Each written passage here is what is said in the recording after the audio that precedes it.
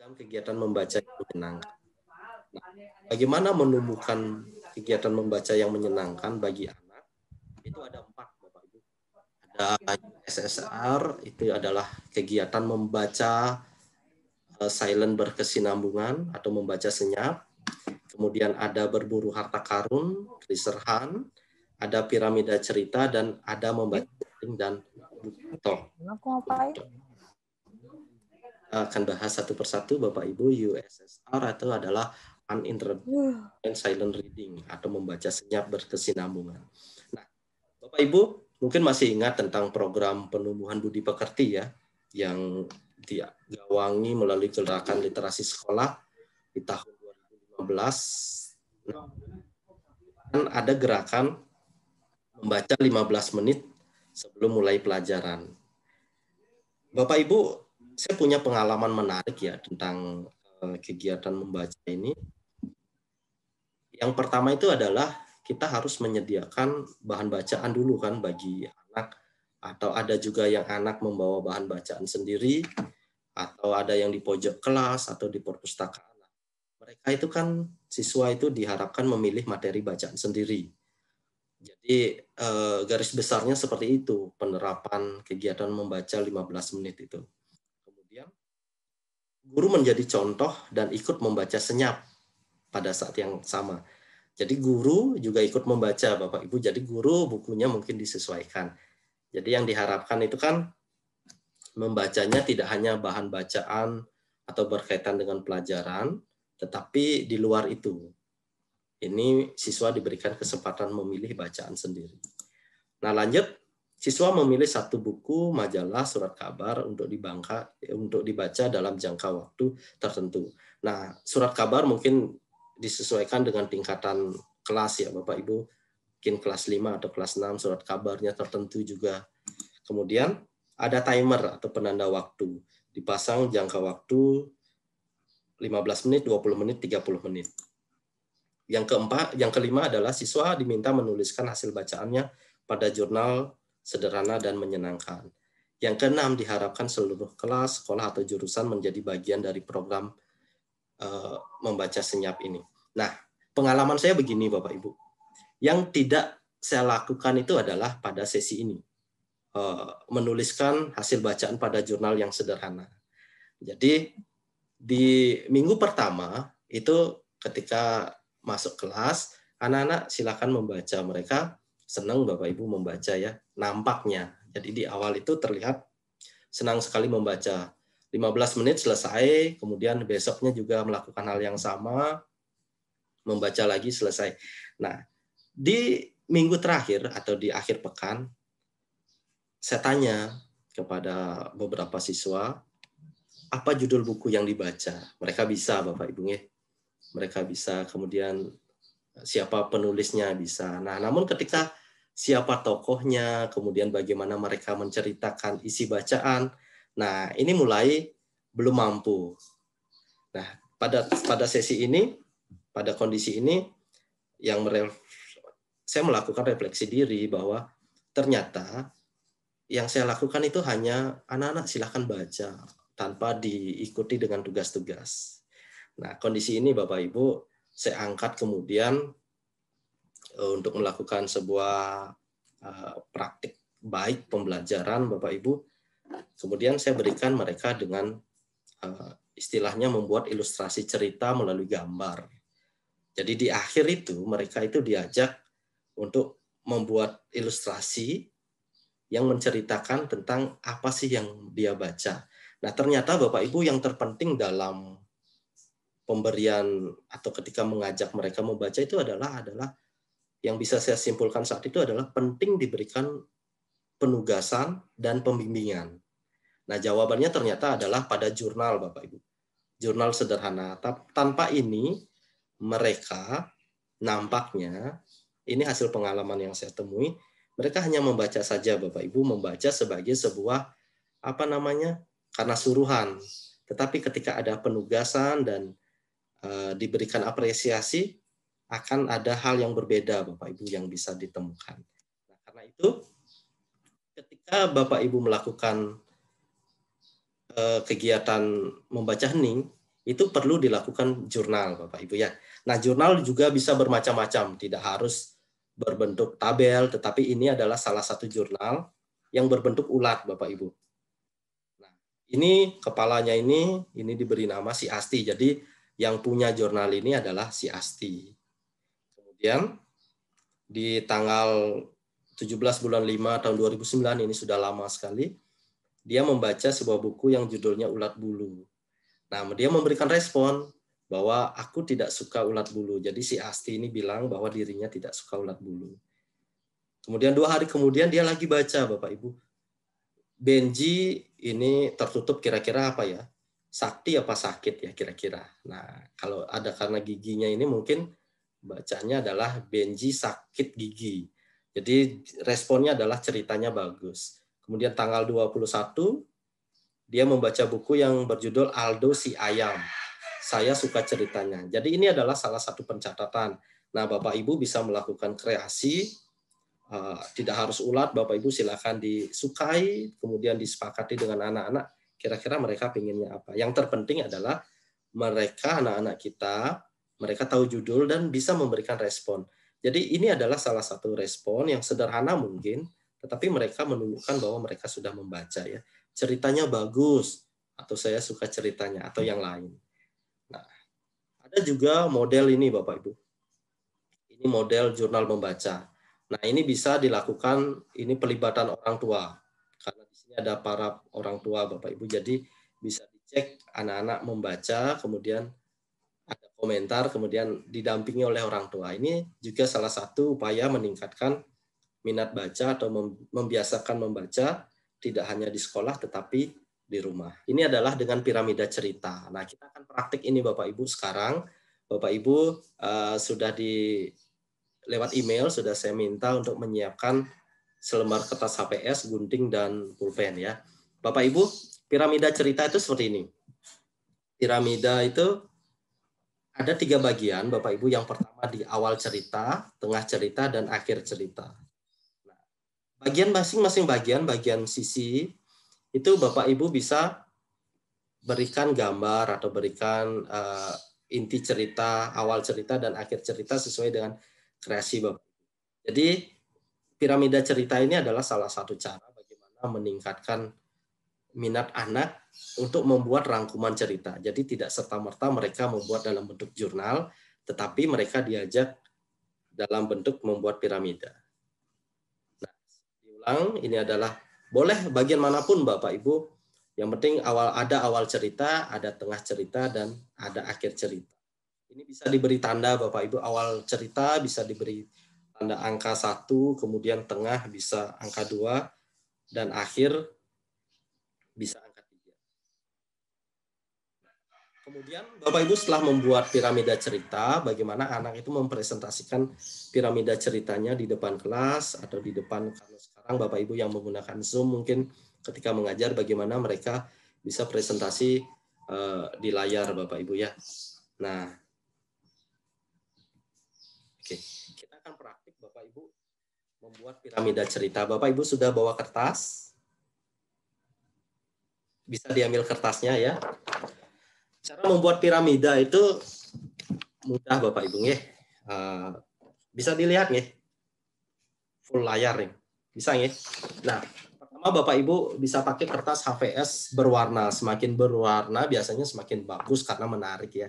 Tetapi kalau Bapak Ibu pakai kertas putih silakan nanti bisa diberikan gambar atau tulisan-tulisan yang cukup menarik bagi anak. Nah, pertama Bapak Ibu, kalau yang ada ini saya pakai F4. Kita praktik ya Bapak Ibu. Tetapi nanti tugas Bapak Ibu adalah nanti di classroom Bapak Ibu tunjukkan hasil karya Bapak Ibu nih. Tetapi ceritanya diambil dari Pelantar Literasi Cloud. Oke, pertama kertas ini Bapak Ibu jadikan bujur sangkar. Kalau kita tinggal lipat aja Bapak Ibu nih. Oke, lipat seperti ini. Ya. Sudah? Ayo, silakan. Bapak Ibu yang tidak bisa melihat semua aktivitas Bapak Ibu, silakan Bapak Ibu menyesuaikan.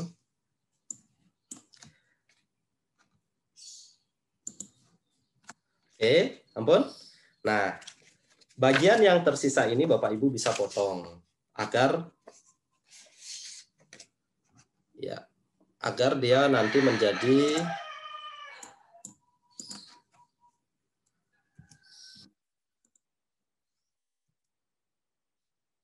kita potong Bapak Ibu ya.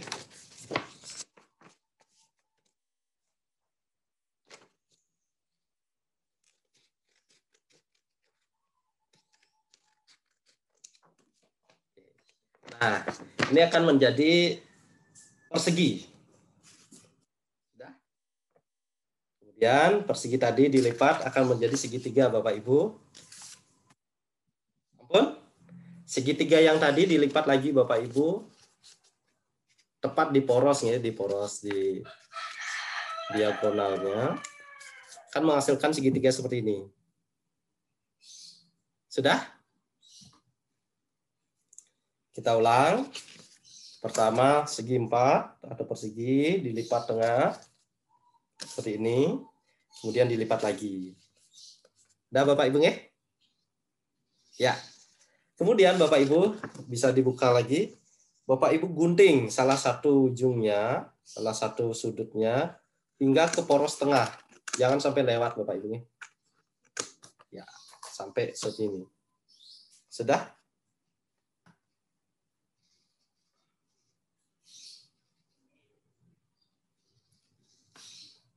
Oke, kemudian dilipat seperti ini Bapak Ibu ya. Nah,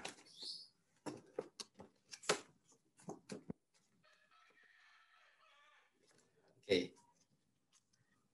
Bisa? Ini akan menjadi sebuah piramida Bapak Ibu. Ya. Selamat untuk Bapak Ibu yang sudah berhasil ya. Bisa ditunjukkan Bapak Ibu gambarnya. Ya. Oke. Nah, kemudian Bapak Ibu beri nomor Bapak Ibu ya, nomor 1, kemudian nomor 2 dan nomor 3. Sudah? Setelah itu lepas lagi Bapak Ibu. Jadi, ketika Bapak Ibu menggambar posisinya terlepas. Terlepas seperti ini, ya, setelah selesai menggambar, memberi judul, kemudian dan selesai semua aktivitasnya, baru dikembalikan lagi dan dilem, Bapak Ibu. Dilem boleh, dijepret boleh, dipersilakan. Nah, ini nanti yang menjadi sebuah piramida cerita, Bapak Ibu. Jadi ini adalah salah satu teknik bagaimana menciptakan atau membuat sebuah kegiatan membaca yang menyenangkan. Jadi anak-anak akan diajak untuk membuat judul ceritanya di sini, Bapak Ibu, awal cerita tentang apa, kemudian isi cerita apa, kemudian akhir cerita apa. Nah, inilah yang nanti akan dipresentasikan anak di akhir. Jadi Bapak Ibu dibuat dulu ceritanya, setelah selesai baru dilem Bapak Ibu nih. Kalau Bapak Ibu mengelem sekarang terus menulisnya di sini, itu akan susah Bapak Ibu nih. Oke? Nah, teknik ini diharapkan Bapak Ibu bisa gunakan bagi Bapak Ibu di rumah yang ada anak kecil, kemudian bisa diajak untuk membuat ini. Nampaknya ini akan menjadi hal yang menyenangkan. Apalagi Bapak Ibu bisa membuat seperti contoh ini adalah diberi gambar, kemudian diberi ilustrasi. Ini akan menjadi, bahkan ini bisa menjadi sebuah best practice yang bisa digunakan untuk di tingkat kelasnya. Oke, ini paling mudah nampaknya dilakukan, dan ini terjadi eksplorasi konsep yang cukup banyak Bapak Ibu. Bahkan Bapak Ibu bisa, kalau bisa mengaitkan dengan muatan pelajaran lain kan bisa dengan piramida ini. Nah, oke. Yang keempat, yang terakhir ini yaitu membaca nyaring. Nah, di sini kita kenal tokoh Pak Raden ya, Pak Suyadi ini menjadi tokoh yang paling sering dulu membaca nyaring. Nah, seperti apa membaca nyaring Bapak Ibu? Videonya ada Bapak Ibu di Literasi Cloud, tapi tidak akan saya tampilkan di sini ya. Ini ya bagaimana tampilan seorang guru yang menceritakan atau membaca nyaring di depan kelas. Kemudian ada beberapa hal yang perlu diperhatikan ketika membaca nyaring. Ya, ada sebelum membaca, ada selama membaca, dan ada setelah membaca. Jadi Bapak Ibu yang sudah tahu tentang tahapan-tahapan membaca nyaring ini bisa berbagi pengalaman. Di sini ya, di peserta ini ada teman-teman yang sudah biasa melakukan membaca nyaring. Bapak Ibu, apa yang perlu diperhatikan sebelum membaca? Ada yang punya gambaran? Nah, ini video nanti diunduh sendiri Bapak Ibunya di literasi cloud-nya. Langkah-langkah membaca nyaring sebelum membaca apa saja yang bisa dilakukan? Apa yang menjadi perhatian sebelum membaca, Bapak Ibu? Ada yang bisa memberi tanggapan? Yang tunjuk aja deh. Halo Bapak. Ya, silakan. Dengan siapa? Ya, Tidak nampak. nama saya Putu Hendra. Oh, Pak Hendra. Silakan Pak Hendra. Ini saya coba menjawab ya. Oke. Untuk langkah membaca nyaring sebelum membaca, kita pastinya yang pertama adalah memilih bahan bacaan. Contohnya buku cerita. Kemudian sebelum bacaan tersebut disampaikan ke siswa atau ke anak kita sendiri, kita harus memahami terlebih dahulu apa isi dari cerita tersebut, seperti itu. Mungkin itu saja. Itu saja. Ya, ada pendapat lain yang bisa melengkapi jawabannya Pak Hendra? Nah, oke, saya tunjuk aja ya. Ini Pak Dewa Edwin, silakan Pak Dewa Edwin. Nah, beliau ini beberapa kali sering saya lihat akunnya berisi tentang membaca ya. Pak Dewa, bisa didengar?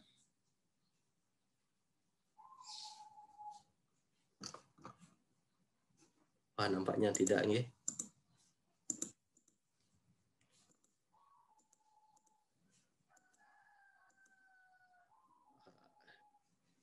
Mungkin dalam sinyal yang tidak bagus.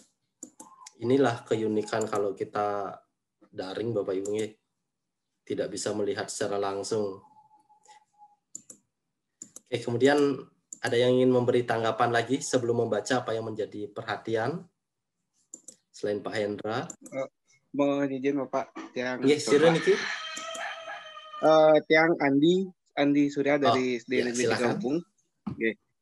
Seperti yang tadi disampaikan dari rekan yang sebelumnya, jadi yang harus dipersiapkan sebelum melakukan kegiatan membaca tentunya yang pertama mungkin benar memilih bahan bacaan yang akan kita gunakan.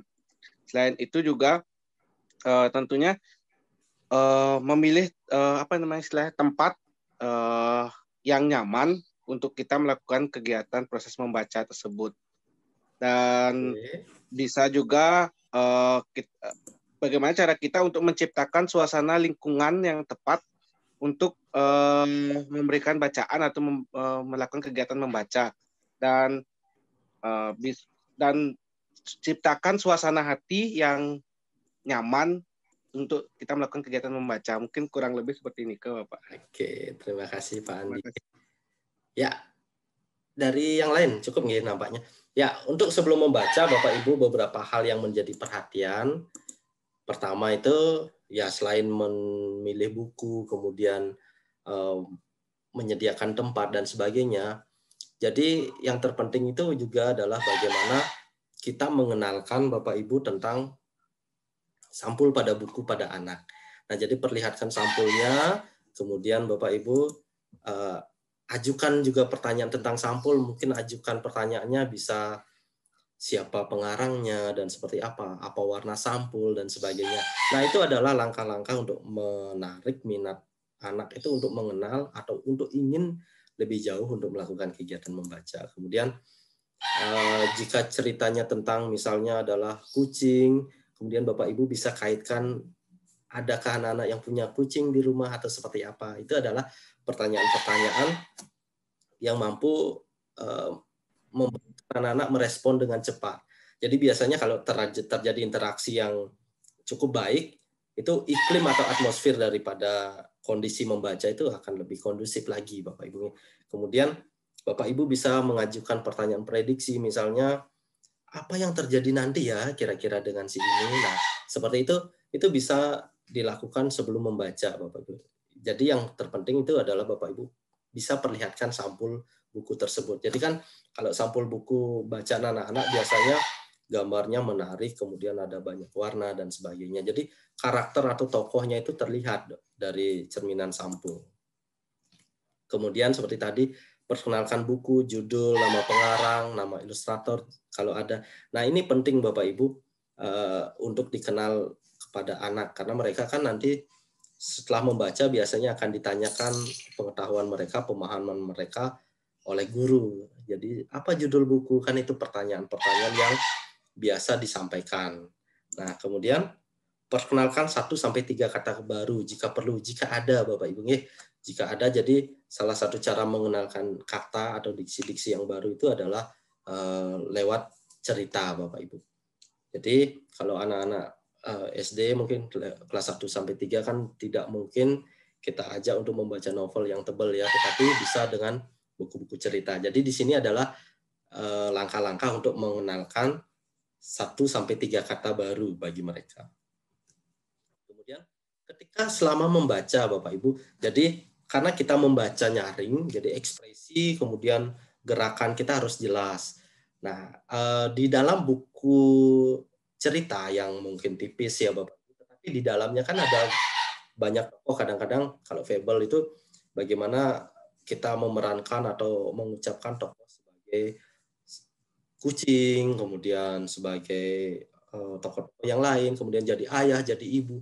Nah, di sini kan harus Bapak Ibu melakukan ekspresi dan gerakan yang jelas. Bagaimana ekspresi sedih. Nah, saya yakin ini tidak mudah Bapak Ibu karena ini perlu banyak latihan. Walaupun buku-buku cerita anak itu seperti saya ulang lagi itu tidak terlalu tebal, tetapi untuk menghasilkan sebuah buku cerita anak itu adalah proses yang sangat panjang Bapak Ibu. Kemudian apalagi menceritakan ya agar tokoh-tokoh tersebut benar-benar tersampaikan kepada anak. Kemudian Bapak Ibu juga bisa ajukan pertanyaan-pertanyaan prediksi seperti tadi. Kira-kira apa yang terjadi ya nanti ketika kira-kira si kucing bagaimana ya? Jadi itu adalah salah satu cara menjeda ketika membaca, kemudian untuk memberikan anak-anak itu ruang berpikir. Mereka akan dilatih kemampuan prediksinya. Kalau prediksinya benar, biasanya mereka akan senang. Ya benar ya. Terus kalau misalnya salah, wah kok beda ya. Nah seperti ini adalah cara-cara menciptakan sekali lagi Bapak Ibu bagaimana menghadirkan iklim membaca yang benar-benar kondusif dan mereka senang. Nah, ini yang harus diperhatikan bagi guru, bagi kita yang ingin melakukan membaca nyaring. Dan ini ada pada tahap selama membaca. Nah, setelah membaca bagaimana? Nah, setelah membaca berarti kan fokus kita adalah apakah anak-anak benar-benar memahami apa yang kita baca. Nah, di sini bisa diajukan pertanyaan-pertanyaan, siapa tokoh, apa yang terjadi, terus di mana kira-kira cerita ini berlangsung, kemudian kapan dan mengapa. Nah, pertanyaan-pertanyaan seperti ini kan bisa disesuaikan dengan isi bacaan itu sendiri. Dan yang terakhir itu adalah mintalah siswa untuk memperagakan 2-3 aksi atau menirukan suara yang ada dalam cerita. Nah, ini adalah langkah-langkah terakhir atau langkah-langkah yang bisa dilakukan setelah Bapak Ibu selesai membacanya. Nah, beberapa contoh video itu ada di Pelantar Literasi Cloud Bapak Ibu cermati di sana. Kemudian tugas Bapak Ibu yang keempat itu adalah Bapak Ibu memilih salah satu buku cerita, kemudian ceritakan atau bacakan, direkam Bapak Ibu. Nanti bagaimana cara merekamnya nanti akan saya berikan di sesi classroom Bapak Ibu.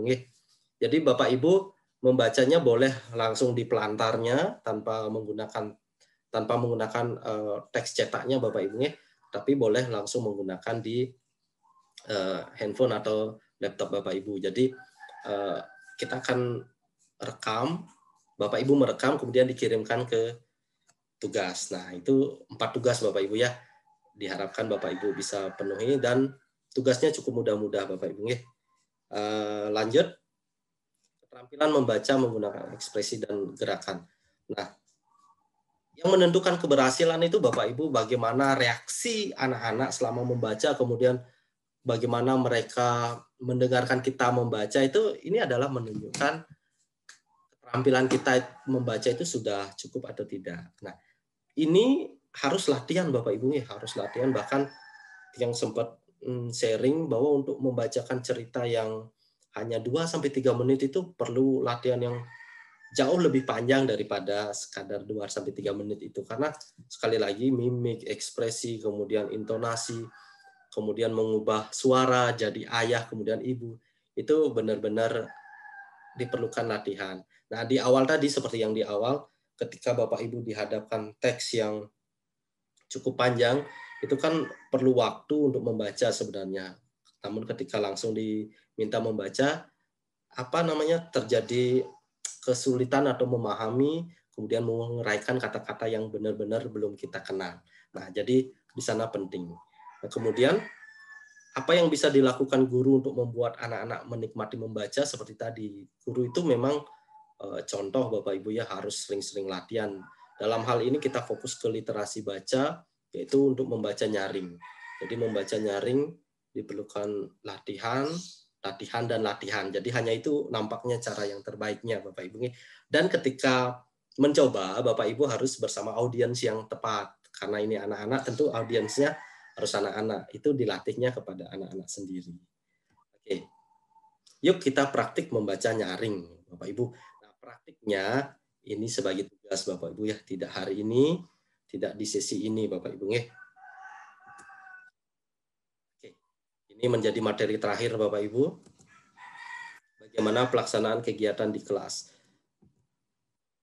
Nah, ini adalah kegiatan-kegiatan yang bisa dilaksanakan di kelas. Bapak Ibu, untuk buku Bapak Ibu, silakan Bapak Ibu nanti bisa ajak anak-anak untuk akses di Literasi Cloud Bapak Ibu. Di sana banyak sekali ada buku, bahkan sekarang sudah nambah beberapa bahasa. Kalau dulu Indonesia dan Inggris, sekarang nampaknya nambah bahasa Thailand ya atau Vietnam, saya kurang hafal tersebut.